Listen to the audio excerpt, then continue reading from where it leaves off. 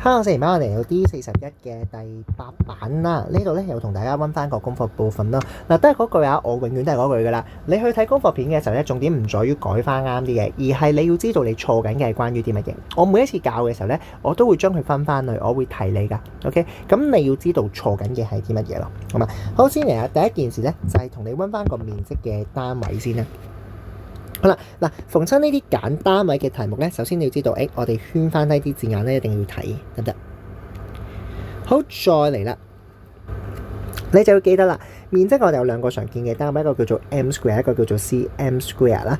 記一記例子 ，cm square 咧係指甲 ，m square 咧一張四人台嗰啲茶餐廳嗰啲四人台咁樣咧。OK，咁大概你要知道先。好啦，咁一張八達通卡，你覺得會係46隻手指甲咁大，定係46張台咁大咧？咁當然係手指甲啦。咁所以呢個咧為 cm square。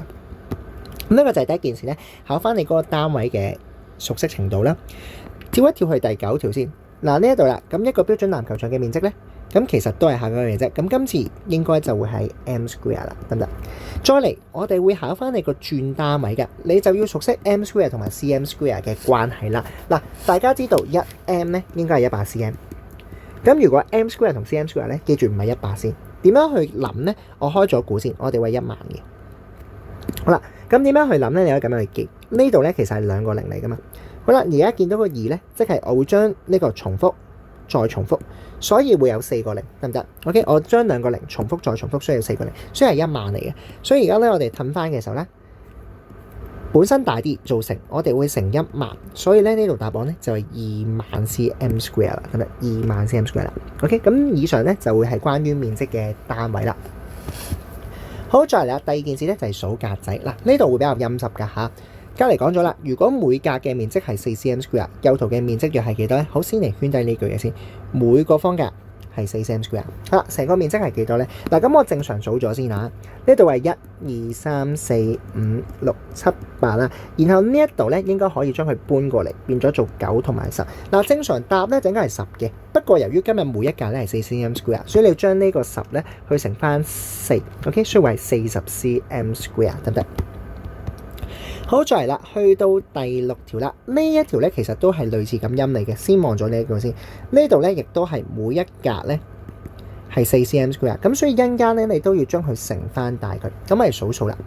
好，數數我哋照數咗先。1、2、3、4、5啦，6、7、8、9、10、11，完整嘅我哋數咗先。然後啦，我哋而家接下嚟要做嘅咧就係盡量將可以砌埋一齊嘅咧砌咗佢。舉一個例，呢一度應該可以將佢搬上嚟嘅，咁所以呢度會係12、13、14啦。然後呢一度咧應該可以搬過嚟嘅，咁所以呢個會係15。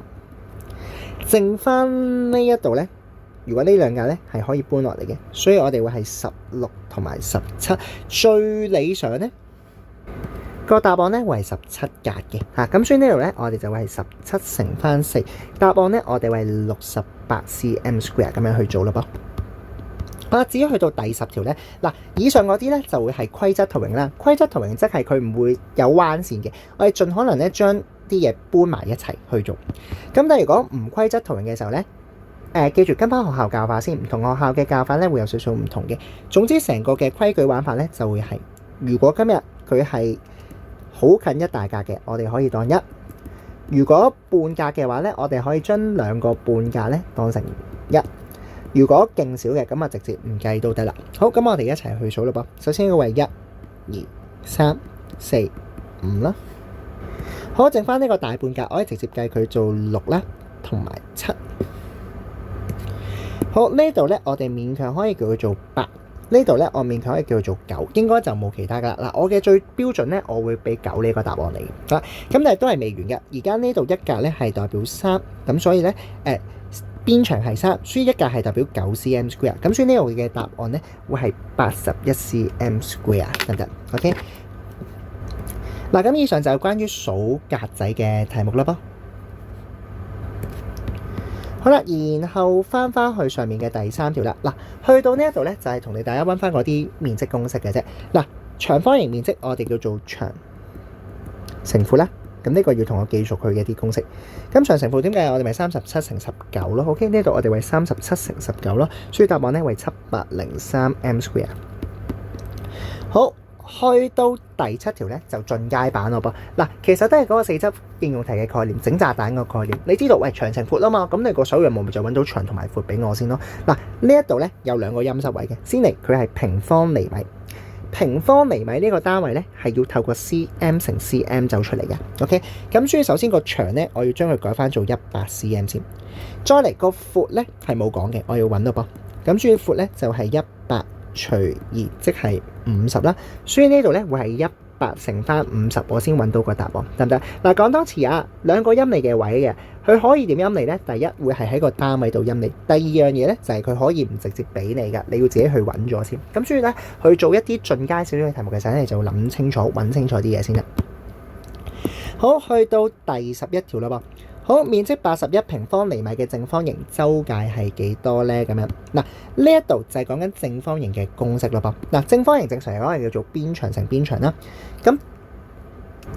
咁做到呢啲題目之前呢，首要任務呢，我哋要記得點樣用面積揾邊長先。嗱，我哋可以試下跳翻落去第4條先嘅。嗱，如果面積36，點樣揾到個邊長呢？你係諗乜嘢乘乜嘢係36？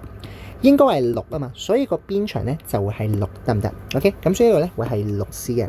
嗱，同樣地啦，去到難少少，我哋譬如第8條啦，面積100，咁邊長係幾多？你又係諗啦，乜嘢乘乜嘢會係100咧？應該10乘10會係100，咁所以呢度咧邊長會係10。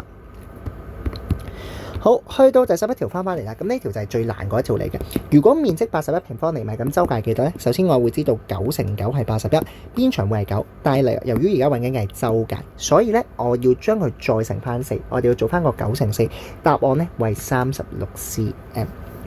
好啦，最後去埋第12條啦。如果正方形邊長係6 cm，邊長係原本嘅2倍，面積增加咗幾多啦？留意咩叫增加咗幾多咧？我哋要做翻個減法，同緊原本做一個比較，所以我哋諗一諗啦。新嘅正方形個邊長就係12啦，所以為12乘12。